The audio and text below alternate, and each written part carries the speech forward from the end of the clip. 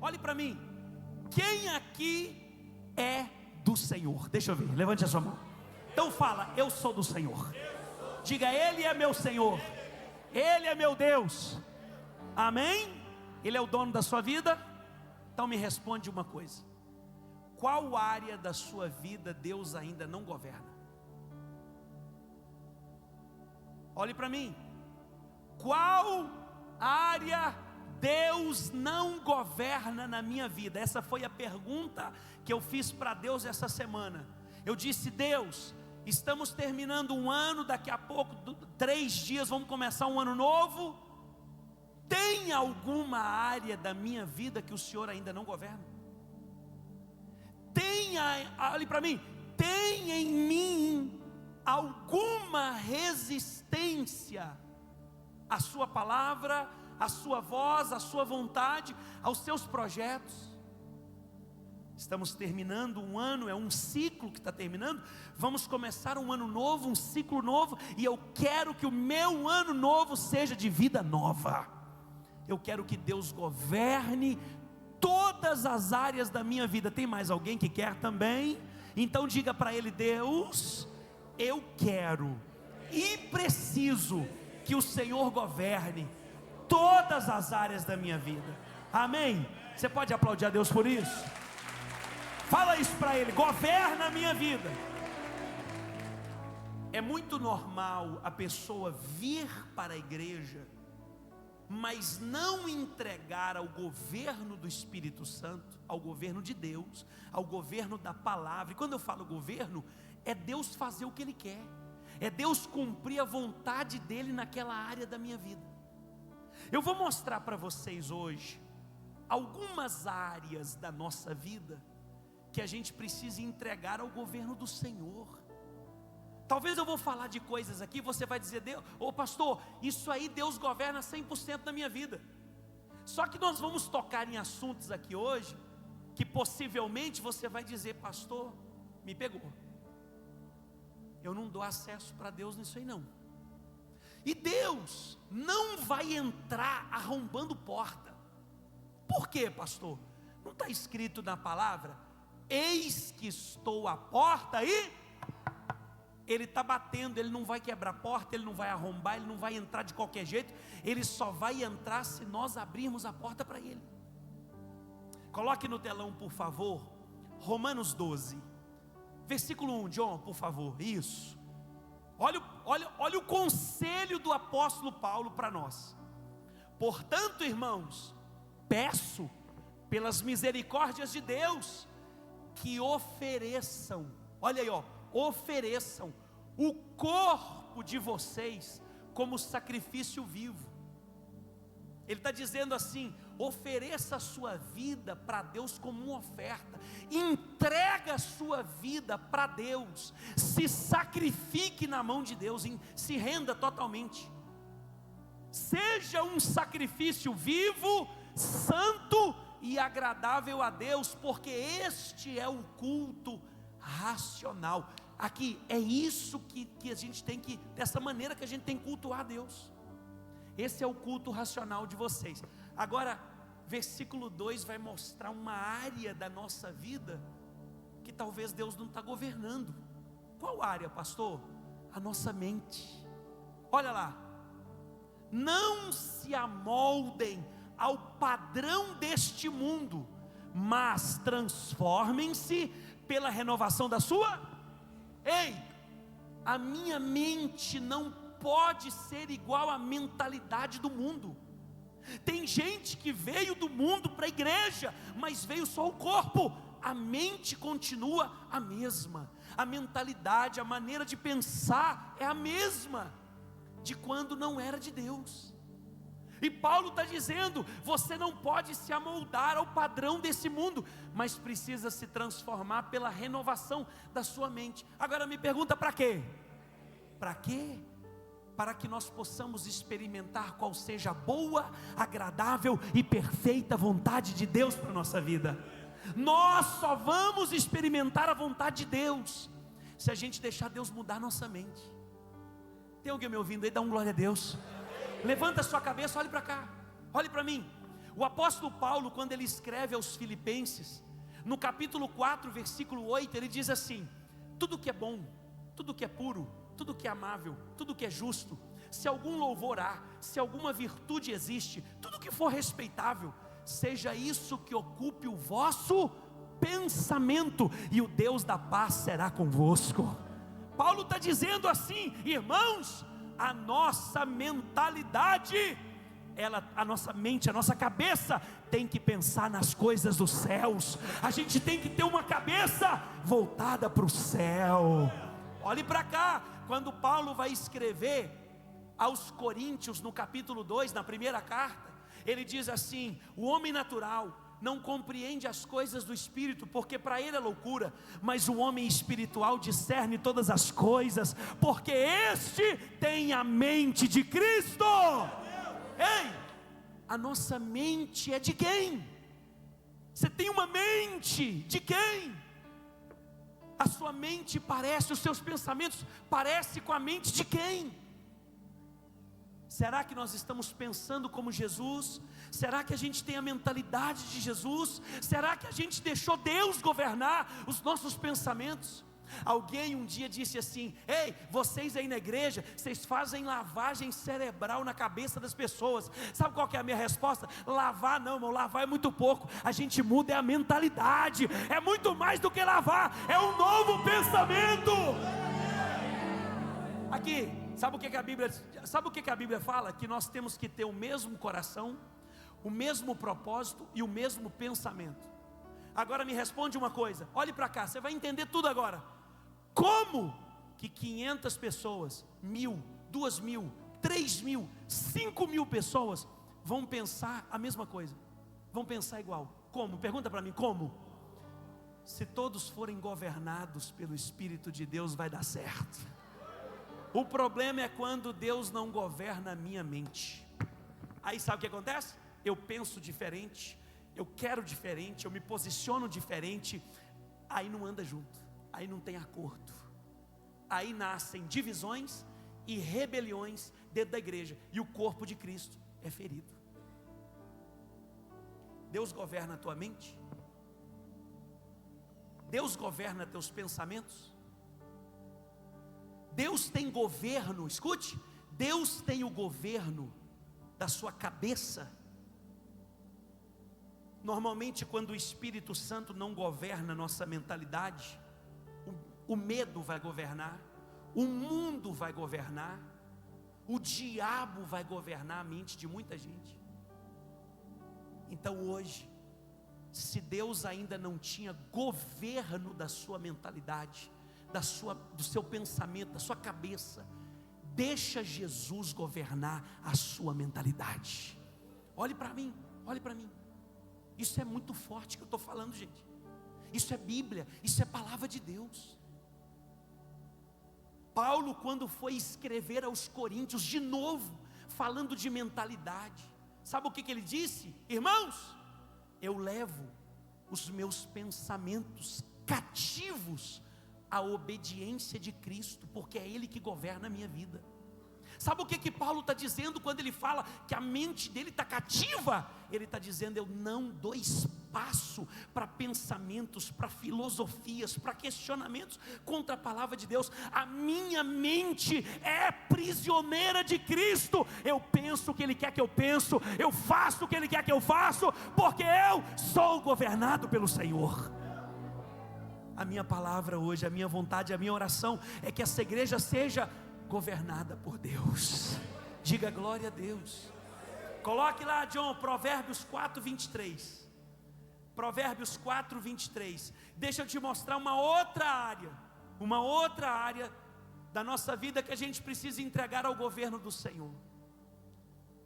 Sobre tudo que se deve guardar. Guarda o que, gente? Se tem uma coisa que a gente tem que proteger é o coração, porque dele procedem as fontes. Quando a Bíblia fala de coração, a Bíblia está falando de emoções. Ei, quando a Bíblia fala coração, a Bíblia está falando de sentimento, de emoções. Qual que é o conselho de Salomão? Guarde as suas emoções, Cuidado com as suas emoções. Agora escuta, tem gente que veio para a igreja, mas suas emoções não são governadas pelo Senhor. Suas emoções não têm o domínio do Espírito Santo. Tem alguém me ouvindo aí? Diga amém. Olhe para mim, eu vou te mostrar como é que uma pessoa, é nítido, é notório, é claro, quando uma pessoa não tem as suas emoções governadas pelo Senhor. Sabe o que a gente vê na vida da pessoa? Mágoa, ódio, rancor, ressentimento, desejo de vingança. Por quê? Porque as emoções é que controlam ela, não é o Senhor que controla as emoções dela.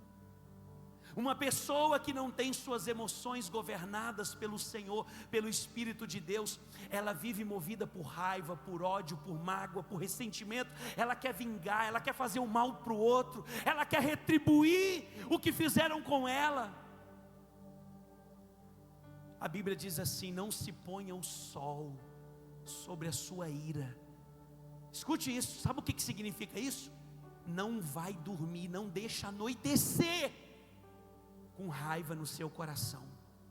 Quando Deus controla, irmão, quando Deus controla as emoções de uma pessoa, ela não dorme com raiva. Sabe por quê? Porque o Espírito Santo vem e limpa o coração dela. Ela se dobra, escute, ela pode até ficar com raiva, é normal. Irai-vos, mas não pequeis. Tem situação que deixa a gente irado. O problema não é ficar irado, o problema é continuar irado. Quando Jesus não governa nossas emoções, a ira não vai embora, a mágoa não vai embora. Irmão, você acha que a gente não fica triste com algumas situações e magoado? Fica. A questão não é ficar, a questão é continuar. Eu já conversei com pessoas que têm 5 anos, 10, 20, 30 anos que está magoada com alguém. Eu te pergunto, é Jesus que governa as emoções dessa pessoa? Não é.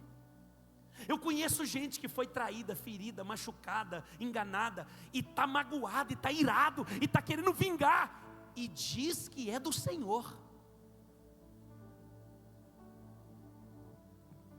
Irmãos, eu já fui apedrejado, apunhalado, traído, difamado, caluniado.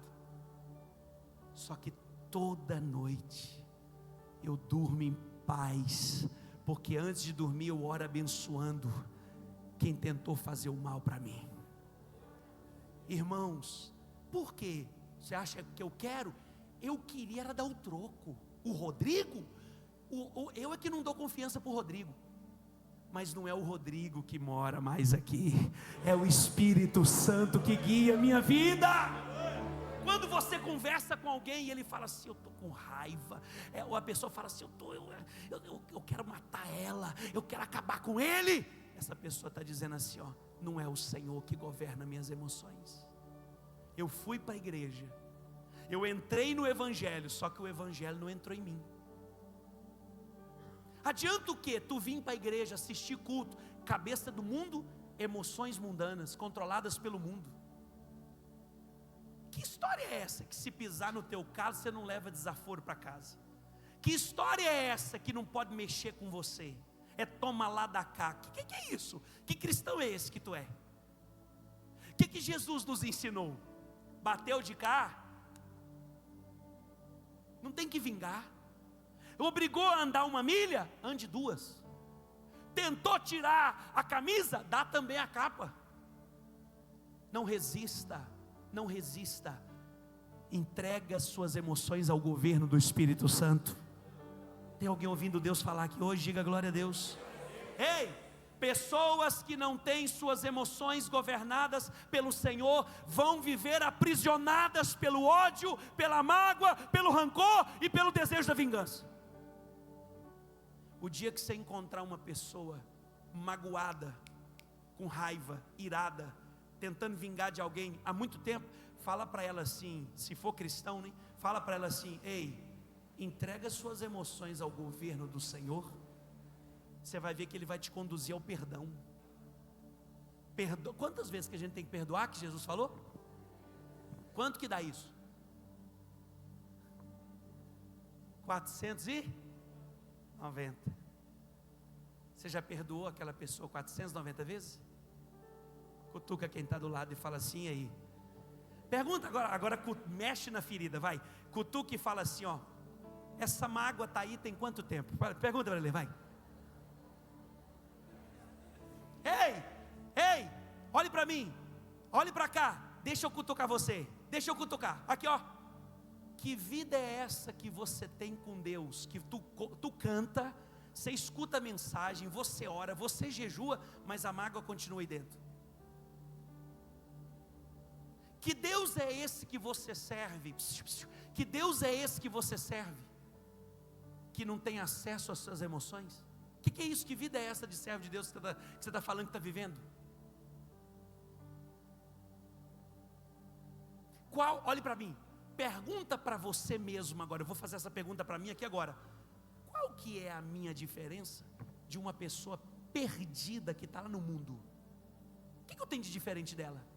Porque lá fora, quando alguém mexeu na ferida, a vingança vem, irmão. Lá fora, se bater, vai apanhar. Lá fora. Mas e aqui dentro? E com Jesus? O que mudou na tua vida depois que você veio? Para Cristo, para a palavra, para o Evangelho. Ei, quem que está governando tua cabeça? Quem que está governando teu coração, tuas emoções? Agora aperta o cinto que a gente vai mexer numa área muito forte, muito delicada. Pergunta qual? Língua. Tiago, capítulo 3. Lê para mim, vamos lá. 1, 2, 3 e... A língua, contudo, nenhuma pessoa consegue dominar. Repete isso, vai. Quem? Nenhuma pessoa consegue dominar. De novo, vai. Nenhuma pessoa consegue dominar. Como assim? Ninguém consegue dominar? Está escrito que ninguém consegue dominar? Então quem é que tem que domar ela? Se você não entregar a tua língua ao governo do Senhor, a tua língua vai acabar contigo. Por quê? Porque ela é um mal incontrolável. E ela é cheia de quê, gente? Como é, olhe para mim, como é que eu tenho dentro da minha boca algo incontrolável? Como é que eu tenho dentro de mim um mal incontrolável? Um negócio que ninguém dá conta de dominar, carregado de veneno, e não entrego ao governo do Senhor esse mal que eu carrego dentro da minha boca. Cristãos que não entregaram sua língua ao governo de Jesus vão comer o pão que o diabo amassou. Você acha que eu estou exagerando? Provérbios 18, 21 diz assim: a morte e a vida está no poder da língua, e quem não aprende a utilizá-la vai comer do seu fruto. Olhe para cá. A Bíblia diz que a língua é fogo. Irmãos, olhe para mim.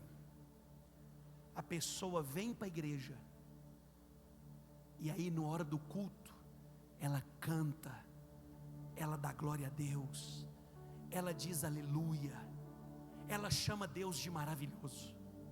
Quando ela sai a porta para fora, ela amaldiçoa o irmão, ela fala mal do amigo. Isso é a língua. Isso é uma pessoa que não entregou ao governo do Senhor a sua língua. E vou te dizer uma coisa: esse tipo de gente faz um mal danado onde ele está, mas é um mal terrível que aquela pessoa faz. Uma pessoa que tem a língua que não é dominada pelo Senhor, irmão, ela estraga roda de amizades, ela estraga empresas, ela estraga igreja, ela estraga célula, ela estraga tudo, ela estraga relacionamento, ela estraga tudo. Por que ela estraga? Porque a língua tem um mal incontrolável, ela é cheia de veneno. Passo 9, passa para a gente ver. Com a língua bendizemos o Senhor e Pai, porém com ela amaldiçoamos nossos semelhantes. Com a mesma língua eu dou glória a Deus, e com a mesma língua eu falo mal dos outros. Olha o que diz o próximo versículo: da mesma boca procedem bênção e maldição. Termina o versículo para mim, por favor, vamos lá. De novo, vai. Meus queridos irmãos, vai. Isso não está certo. Se não está certo, está o quê? E se está errado, tem que mudar. Olhe para mim. Quem é que está governando a tua língua? Os assuntos que você conversa mostra. É o Espírito Santo que usa a tua boca para falar o que você fala? E se eu fosse falar aqui de erros cometidos pela língua, a gente ia ficar aqui até amanhã. Porque eu ia falar, mas a lista é grande: mentira, blasfêmia, calúnia, maledicência, gritaria. A lista, ó. Olhe para mim. Se Jesus não governar a minha língua, eu vou vir para a igreja, dar glória a Deus, e a hora que eu saio lá para fora eu vou amaldiçoar pessoas. Quando uma pessoa entrega a sua língua ao governo do Senhor, pergunta para mim o que acontece. Pergunta para mim o que acontece. Primeira coisa que acontece com uma pessoa que a língua dela é governada pelo Espírito Santo: primeira, ela se torna pronta para ouvir e tardia para falar, porque ela sabe o quanto são perigosas as palavras. Salomão, na sua sabedoria, ele escreveu o seguinte: não esteja com quem muito abre a boca, porque quem fala demais não falta pecado na vida dela. Tem um ditado popular de que quem fala demais dá bom dia para quem? Tem muita gente dando bom dia para cavalo, porque não é o Senhor que governa a nossa língua. E hoje eu vim te perguntar aqui o seguinte, escute: 2025 pode até ter sido assim na sua vida, mas e 26? Vai continuar do mesmo jeito? Quem é que vai governar a tua mente em 2026? Teu coração, tuas emoções. Quem é que vai governar a tua língua em 2026? Pastor, eu errei tanto em 25, tá, o ano está acabando, mas em 2026, a gente está chegando em 2026, quem é que vai governar a nossa vida? Provérbios 3, versículo 5.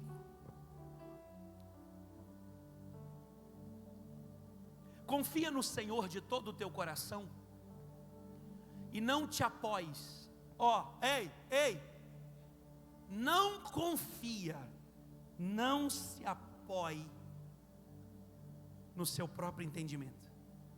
A Bíblia está dizendo: não se apoie no que você acha que é certo. Não faz isso não. Não faz isso não. O 6 vai ficar mais claro. Vai, John. Reconhece o Senhor em todos os teus caminhos, e Ele endireitará as tuas veredas. Sabe o que a gente está aprendendo aqui? Entregar ao governo do Senhor as nossas escolhas e decisões. Não confie na tua cabeça, não confie no teu coração. Olha a importância da gente entregar ao governo de Jesus mentalidade, emoções e decisões. Por quê? Não confie no teu entendimento. Volta o versículo. Não confie no teu entendimento. E a Bíblia fala que o coração é o que mesmo? Me lembra aí. O coração é enganoso.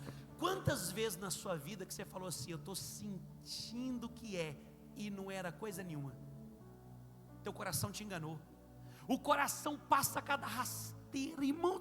Eu estou sentindo que é ele, eu estou sentindo que é ela, e era um cafajeste. Eu estou sentindo que ele é a resposta. E tu não confiou no Senhor, e o Senhor não governou suas escolhas e decisões. Você não entregou, você não disse: Deus, se o Senhor não aprovar, eu não vou. Se o Senhor não estiver comigo, eu não entro. Mas tu foi, porque você estava sentindo, não tem erro não, agora vai. E foi um dos maiores tombos da sua vida. Você lembra disso? Entrega ao Senhor o governo de todas as suas decisões. Eu só dou, olha que lindo Moisés falando, eu só saio daqui se a sua presença for comigo. Eu não dou nenhum passo se o Senhor não estiver do meu lado. Dá glória a Deus aí, vai. Dá glória a Deus aí.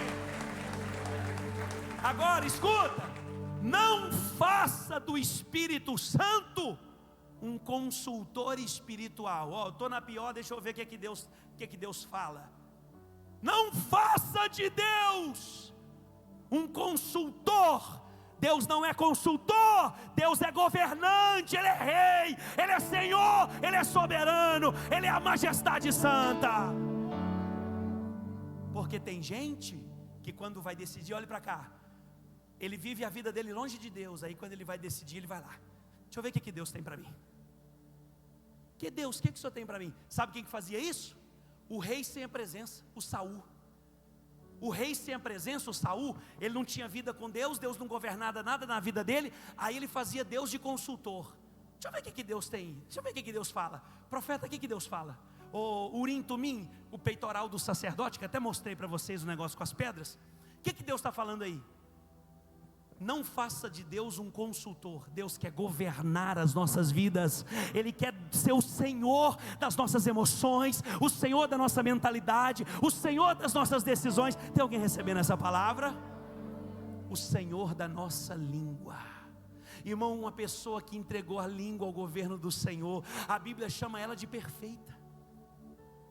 Aquele que controla a sua língua é perfeito varão. Sabe por quê? Porque não é ele que está controlando, é o Senhor que está controlando. E quando tudo que Deus entra e controla é perfeito, diga graças a Deus. Coloque para mim, por favor, Mateus 6:21. Aperta o cinto de novo que o negócio vai cantar agora. Mateus 6:21. Pois onde estiver o seu tesouro, ali também estará o seu. 22, vamos lá. Os olhos são a lâmpada do corpo. Portanto, se os seus olhos forem bons, todo o seu corpo estará cheio de luz. Vamos lá.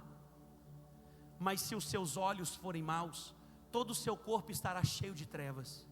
Portanto, se a luz que está dentro de você são trevas, quão grandes trevas serão? Eu não vou nem entrar no assunto aqui dos olhos. Eu só vou ver o que Deus quer que eu veja. Porque Deus controla e governa até o que eu vejo. Eu não quero falar disso. Eu quero falar do versículo 24. Ninguém pode servir a dois senhores, pois odiará um e amará o outro, ou se dedicará a um e desprezará o outro. Vocês não podem servir a Deus e ao dinheiro. Conta para mim uma coisa. Quem é que governa a sua vida financeira? O John, coloca aquela tradução que ao invés de dinheiro fala o nome do Deus. Olha lá, o Deus do dinheiro, ó. Não podeis servir a Deus e a Mamon. Sabe quem é Mamon? É uma entidade, é um espírito, é um Deus com D minúsculo. É um Deus que é adorado por todas as pessoas que não entregaram ao nosso Deus o governo da sua vida financeira. Lembra daquele jovem que procurou Jesus? Mestre, o que eu tenho que fazer para herdar a vida eterna? Aí Jesus olhou para ele e falou assim: segue os mandamentos. Qual foi a resposta dele? Mas tudo isso eu faço desde que eu sou criança. Então só te falta uma coisa. Aquele menino tinha uma área da vida dele que não era governada pelo Senhor. Era a vida financeira. Aí Jesus falou assim: você quer mesmo entrar no céu? Então eu vou governar a sua vida financeira. Aí Jesus deu para ele uma direção: vende tudo que você tem. Cara, você é aprisionado pelo dinheiro, você é um servo de Mamon. Vende tudo que você tem, se livra dessa corrente e vem e me segue. A Bíblia diz que o semblante dele caiu, ele entristeceu e foi embora. Por quê? Porque ele decidiu que o governo da vida financeira dele seria o dinheiro e seria Mamon. Não se enganem, tem muita gente dentro da igreja governados por Mamon. Sabe como? Eu vou te mostrar agora. Ele vem para a igreja, ele canta, que louvor lindo, que palavra bonita, que oração maravilhosa. Mas quando o pastor fala sobre entrega, sobre generosidade, sobre dar, dízimos e ofertas. Eu não gosto desse assunto. Deus não precisa de dinheiro. Deus não precisa do seu dinheiro, mas Ele quer o seu coração. Vou repetir, Deus não precisa do nosso dinheiro, mas Ele quer o nosso coração. Volta o 21 para mim, John. Volta o 21, por favor. Porque onde estiver o teu tesouro, ali também estará o teu. Quando Deus tem o meu coração, Ele tem o meu tesouro. Que história é essa que Deus tem o teu coração, mas não tem o teu tesouro? Que conversa é essa? Deus é dono do meu coração, mas a Bíblia fala que onde está o coração está o tesouro. Eu dei o meu coração para Deus, deu nada. Quando dá o coração, dá o tesouro junto. Você quer ver uma pessoa governada por Deus e não por mamon? Ela não tem dificuldade de devolver o dízimo e a oferta. Isso para ela não é problema. Isso para ela não é pesado, é prazeroso, porque Deus ama quem dá com alegria. Tem gente, irmão, tem gente que dá oferta, que devolve dízimo com alegria. Tem alguém aqui que faz isso com alegria? Agora, irmão, tem gente que se você tocar nesse assunto com ele, ele fica bravo. Por quê? Porque você tocou numa ferida, numa área que Deus não governa. Tem gente aqui que vira para mim e fala assim: pastor, se eu tivesse mais eu dava. Eu queria dar era tudo. Eu queria dar 1 milhão. Eu queria pagar essa construção da igreja. Agora tem gente, olhe para cá, não se engane, olhe para mim. Eu sou pastor dessa igreja. Eu sou pastor desse rebanho, eu sei do que eu estou falando. Tem gente que saiu da igreja quando nós começamos a construir a nossa igreja. Eles mandaram um recado dizendo assim: quando ficar pronto a gente volta. A gente não quer ajudar. A gente quer desfrutar, mas ajudar a gente não quer. Tem gente que está sumido, irmãos, porque não quer contribuir. Mas a hora que a gente matar a onça, na hora de tirar a foto, eles vão aparecer. Você sabe por quê? Porque mamon controla a vida financeira deles. O dinheiro deles não é para a glória de Deus. Assim como na vida de muitos a língua não é para a glória de Deus, as emoções, a mente não é para a glória de Deus, suas decisões não glorificam o Senhor. Tem gente que é na vida financeira. Mas isso aqui é só uma área. Pergunta para o vizinho se o cinto está apertado. Pergunta: está apertado? Então fala assim, reforça, que agora o chicote vai estralar. Ai meu Deus do céu. 1 Coríntios 6,19. 1 Coríntios 6,19. Acaso não sabem que o corpo de vocês, diga corpo, vocês não sabem que o corpo de vocês é templo do Espírito Santo? Quem sabia que seu corpo é o templo do Espírito Santo? O que é templo? Fala comigo. Casa. Fala morada. Então bate no peito e fala: eu sou morada, eu sou templo, eu sou casa de Deus. Sim ou não, gente? Então escuta. Vocês não sabem que o corpo de vocês é templo do Espírito Santo? Que ele está em vocês, o qual receberam de Deus? Vocês não são de vocês mesmos. Quer dizer, eu não sou dono do meu corpo. Quando eu entreguei minha vida para Jesus, eu entreguei meu corpo, eu entreguei minha casa para Ele morar. Agora escuta essa, 20. Foram comprados por um preço, portanto, glorifiquem a Deus com o corpo de vocês. Tem o 21 aí, John? Não, já passa, já, pode voltar, deixa só o 20. Vocês foram comprados por um preço, portanto glorifiquem a Deus no vosso corpo. Sabe o que é isso? É entregar o meu corpo ao governo do Senhor. Meu corpo, como é que funciona isso? Se Deus mora em mim, volta no 16 para mim. Se Deus mora em mim, então eu tenho que evitar muita coisa. Porque se Deus mora dentro de mim, eu tenho que usar o meu corpo para glorificar Ele. Algumas coisas não podem entrar no meu corpo. O meu corpo não pode participar de algumas coisas, porque Deus mora em mim. Vamos ler? Vocês não sabem que aquele que se une a uma prostituta é um corpo com ela? Pois está escrito: os dois se tornarão uma só carne. Opa, peraí. Então quer dizer que eu tenho que fugir da prostituição. O que é a prostituição? É aquela pessoa que um dia deita com um, outro dia deita com outro, outro dia deita com outro, e deita com outro, e tem relações sexuais com um monte de gente. Essa pessoa está se prostituindo, e ela está fazendo isso com o corpo. E quem que é o dono do corpo? O Senhor. E quem é que mora dentro do corpo? O Senhor. Agora me conte uma coisa: como é que eu vou ter Deus dentro de mim? Deitando com um, com outro e com outro, me unindo com um monte de gente. Vocês não sabiam? Olhe para cá. Por que Deus resume a relação sexual só dentro do casamento? Por quê? Porque relação sexual é aliança. Quando uma pessoa tem relação sexual com outra, ela tem uma aliança com aquela pessoa. Agora imagina a pessoa que toda semana deita com um, com outro, pá, pá, pá, pá. Imagina como é que é a vida espiritual dessa pessoa. Tudo que está na vida do outro vem para a vida da pessoa. Toda maldição que está na vida da outra vem para a pessoa. Todo demônio que está na vida da outra vem para a pessoa. Eu te pergunto, Deus está nesse corpo? Deus está nessa casa? Não está, gente. Não está. Por isso que a Bíblia fala que a gente tem que glorificar o Senhor com o nosso corpo. 17, John, por favor. Aquele, porém, que se une ao Senhor é um espírito com Ele. Quando eu estou unido com o Senhor e Ele governa meu corpo, nós somos um, eu e o meu Deus. Diga glória a Deus. 18, João. Fujam da imoralidade sexual. Todos os outros pecados que alguém comete são cometidos fora do corpo, mas quem comete imoralidade sexual peca contra o próprio corpo. Sabe o que a Bíblia está nos orientando? Ei, não peca não, mas você vai pecar, não usa teu corpo para pecar não, porque Deus está dentro dele. Não peca não, de jeito nenhum, mas se vai pecar, não use seu corpo para pecar, porque Deus mora dentro dele. Aí aqui eu poderia entrar na questão dos vícios. Isso é muito sério.